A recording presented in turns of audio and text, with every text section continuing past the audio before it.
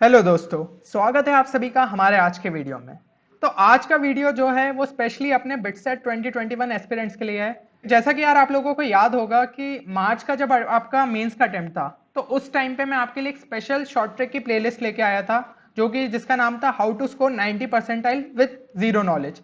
तो इस उस सीरीज को बनाने का यार मेन पर्पस क्या था कि बच्चों के अंदर से जो डर है ना एग्जाम के प्रति उस चीज को निकाला जाए। आपको ये बताया जाए कि थोड़ी सी स्मार्टनेस, थोड़ा सा लॉजिक, थोड़ा सा कॉमन सेंस की मदद से भी आप क्वेश्चंस को सॉल्व कर सकते हैं। भला ही आपको उतना नॉलेज नहीं हो उस कॉन्सेप्ट के प्रति, बट अगर यार आपने क्वेश्चन को थोड़ा सा देखा, थोड़ा सा घूरा, थोड़ा सा समझा तो शायद वो क्वेश्चन आपसे बन जाए।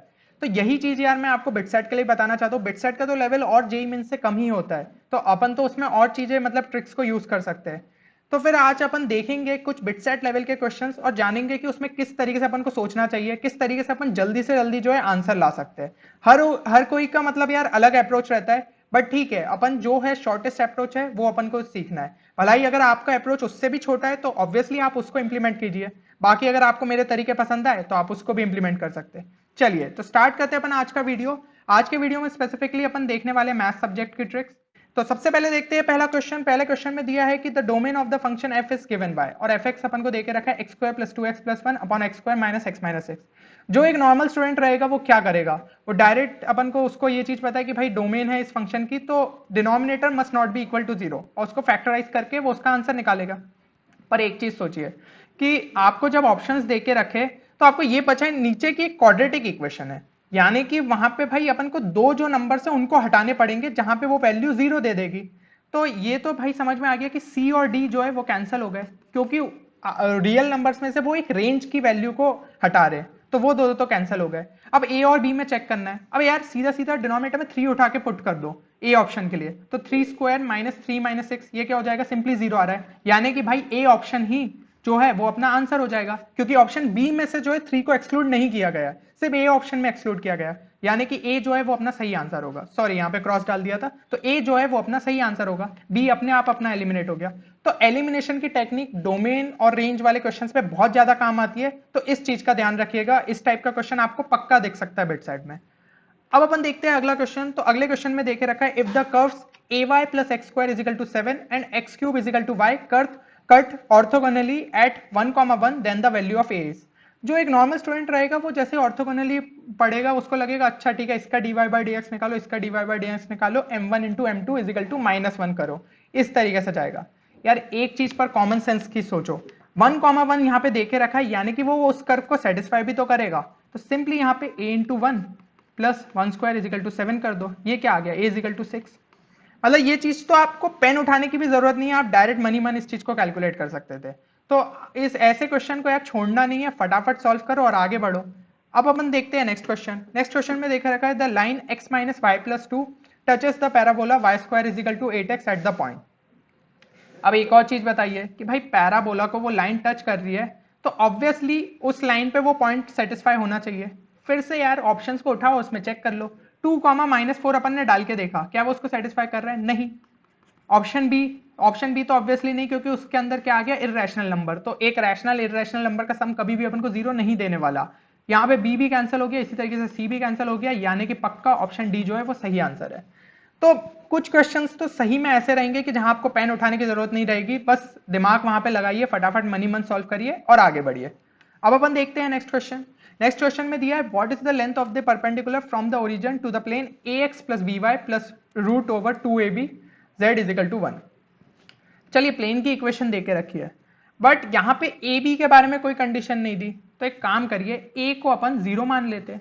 किसी ने रोका है, नहीं रोका है, ए को अगर अपन ने जीरो मान लिया तो ये सिंपली क्या हो जाएगा, b y equal to one, क्योंकि यहाँ भी टर्म जो है जीरो हो गया, यानी y is equal to one by b. The length of the perpendicular from the origin y is equal to one by b कैसा हो जाएगा, कोई मान लीजिए ये एक लाइन हो गई, तो इसका ओरिजिन से डिस्टेंस क्या होगा, सिंपली ये वन बाई बी। ऑप्शन में चेक कर लीजिए वन बाई बी कौन सा दे रहा है जब अपन ए की जगह जीरो डाल रहे हैं, ए तो नहीं दे रहा, बी दे रहा है, हाँ बी दे रहा है, हो सकता है वो सही हो। बाकी ऑप्शन भी एक बार चेक कर लीजिए, सी दे रहा है क्या, सी नहीं दे रहा है, डी भी नहीं दे रहा है, यानी कि ऑप्शन बी जो है वो सही आंसर है। तो इस तरीके से आप क्वेश्चन को कितने आसानी से कर सकते थे। वो प्लेन की इक्वेशन लिखी थी, अपन ने वेरिएबल दिए हुए थे इसलिए अपन ने उसको स्ट्रेट लाइन बना दिया और अपन से ये क्वेश्चन सॉल्व हो गया। चलिए, तो अब अगर अपन ये क्वेश्चन देखें नेक्स्ट वाला, तो इसमें दिया है if x is equal to 9 is the chord of the contact of the hyperbola, और ये हाइपरबोला की इक्वेशन देकर रखी है। पूछा है equation of the corresponding pair of tangent. एक बात बताइए, ये अगर अपना हाइपरबोला हुआ, ये अपना कॉर्ड ऑफ कॉन्टैक्ट हुई, ठीक है, यहाँ पे अपने को ये 2 पॉइंट मिल रहे होंगे। ये 2 पॉइंट जो है ये टेंजेंट से ऑब्वियसली टेंजेंट को सेटिस्फाई करेंगे, जो पेयर ऑफ टेंजेंट्स है ना। तो ये 2 पॉइंट्स क्या हो जाएंगे, x इज इक्वल टू 9 डाला मैंने इसमें, तो अपने को सिंपली क्या मिल रहा है, y square is equal to 81 minus 9 which is 72। अब y की दोनों वैल्यू निकालने की जरूरत नहीं है, क्योंकि यहाँ पे y स्क्वायर का ही टर्म दिया है, y का कहीं टर्म आ रहा है, नहीं आ रहा, तो मत निकालो। y square is equal to 72 और x is equal to 9। Check कर लो ये कौन सा ऑप्शन को सेटिस्फाई कर रही है। तो एक चीज अपन थोड़ा ऑप्शंस को भी अपन वो करते हैं, ठीक है, सब में डाल डाल के पूरी पूरी वैल्यू डालने की जरूरत नहीं है। यहाँ पे 9x square minus 8y square तो सब में कॉमन है, ठीक है, ये चीज अपन को दिख गई। बाकी सब में प्लस माइनस साइन चेंज किए गए। इसकी वैल्यू का आंसर निकाल लो, ये क्या हो जाएगा, 9 into 9 square minus 8 into y square क्या है 72। 9 कॉमन ले लिया, ये हो गया 81 माइनस ये हो गया अपना 64, तो ये सिंपली हो गया 9 इंटू 17। अब यहाँ पे बस अपन को x इजिकल टू 9 डाल के देखो कि कहाँ पे 9 इंटू 17 मतलब माइनस 9 इंटू 17 आए, ठीक है, क्योंकि ये प्लस की वैल्यू आई है और वो माइनस की आनी चाहिए ताकि वो कैंसिल होकर इक्वल टू 0 आए।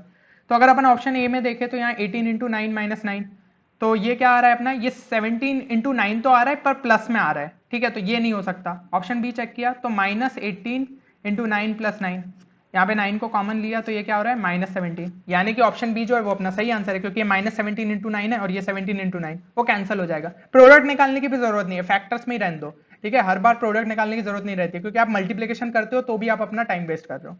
तो यहाँ पे ये अपन सीधा सीधा ऑप्शन बी जो है वो अपना सही आंसर हो जाएगा। अब अपन देखते हैं नेक्स्ट क्वेश्चन। नेक्स्ट क्वेश्चन के अंदर क्या पूछा है, let a vector b vector c vector be 3 unit vector such that mod of a vector plus b vector plus c vector equal to 1, और ए जो दे के रखा है that is perpendicular to b. भाई जब भी दो वेक्टर परपेंडिकुलर दिए हो अपने दिमाग में स्ट्राइक करना चाहिए आई कैप और जे कैप। तो ए को मान लो आप आई कैप, बी को मान लो अपन जे कैप। अब बोला है कि C makes angle alpha and beta. चलिए पहले तो अपन को सी को भी तो निकालना है। अब देखे रखा है सी की A plus B plus C is equal to 1, ये देके रखा है। तो भाई सी की क्या वैल्यू होनी चाहिए, तो एक चीज यार आई प्लस जे अगर कर दिया और मैं सी को क्या करता हूं माइनस आई मान लेता हूं ना, क्योंकि आई प्लस जे माइनस आई अगर मान लू तो ये आई और ये कैंसिल हो गया। अब जे का अगर मॉड करूंगे वो भी इक्वल टू 1 ही आएगा, ठीक है, तो अपनी इक्वेशन सेटिस्फाई हो रही है, यानी कि सी क्या हो जाएगा माइनस आई। तो यही होता है यार, हमेशा जरूरी नहीं कि आई जे के ही पुट करना पड़े, ठीक है, थोड़ा मॉडिफिकेशन अपने हिसाब से उस टाइम पे करना ही पड़ेगा। तो यहाँ पे आई जे डाला था, के डालता ऑब्वियसली वो क्या हो जाता, वो अपना √3 देता उसका मैग्नीट्यूड, तो वो तो यहाँ पे 1 दे के रखा है ना, तो उस हिसाब से हमको मॉडिफिकेशन करना था। अब यहाँ पे C makes angle alpha and beta with a and b, तो C एंगल अल्फा बना रहा है, यानी अल्फा कितना है माइनस आई और आई के बीच एंगल कितना होगा 180 डिग्री, तो अल्फा दिया है अपना 180 डिग्री। बी के साथ उसका एंगल कितना बन रहा होगा, तो बी के साथ उसका एंगल बन रहा है 90 डिग्री, ठीक है ना, तो ये हो रहा है उसके साथ 90 डिग्री का एंगल बना रहा है। अब यहाँ पे अपना cos alpha plus cos beta है, तो ये पूछा है, तो cos अल्फा क्या हो जाएगा, cos अल्फा यानी कि cos 180 विच इज -1 और cos 90 क्या हो जाएगा अपना सिंपली 0, यानी -1 जो है वो सही आंसर है, ऑप्शन सी अपना सही आंसर हो गया। इस तरीके से यार आप क्वेश्चन को बहुत जल्दी सॉल्व कर सकते थे, ठीक है, तो नॉर्मल अप्रोच की जाने की जगह अपन को थोड़ा सब्सटीट्यूशन जो है काफी जगह हेल्प करता है, तो वो चीज अपन को याद रखनी है। चलिए, तो होपफुली यार इस वीडियो में आप लोगों को मजा आया होगा, ठीक है, और आप लोगों के मन से वो डर चला गया होगा जो कि आपको बिटसेट के प्रति है, ठीक है, बिटसेट में क्वेश्चंस इजी आएंगे, बस आपको अपना दिमाग खुला रखना है, इजी क्वेश्चंस को पिक करना है, उनको सबसे पहले अच्छे से निपटा लीजिए, फिर उसके बाद थोड़े से जो मॉडरेट लेवल के उन पे मूव करिए, ठीक है, जो जितने कम टाइम में जितने ज्यादा क्वेश्चंस अच्छे से सॉल्व कर पाएगा उसके उतने ही ज्यादा मार्क्स आएंगे, तो ये चीज का हमें ध्यान रखना है। यहाँ पे ये ऐसा कुछ नहीं होता है जैसा मेंस जैसा कि ये शिफ्ट इजी आ गई ये शिफ्ट मुश्किल, सारे भाई एक रैंडम सेट में से आएंगे क्वेश्चंस, तो उस चीज का टेंशन मत लीजिए, बस अपना बेस्ट पेपर में देके आइए। तो फिर मिलते हैं अगले किसी वीडियो में नई शॉर्ट ट्रिक कॉन्सेप्ट या स्ट्रेटेजी के साथ, तब तक आप लोग अपना ख्याल रखिए और पेपर को फोड़ के आते रहिए। Thank you everyone.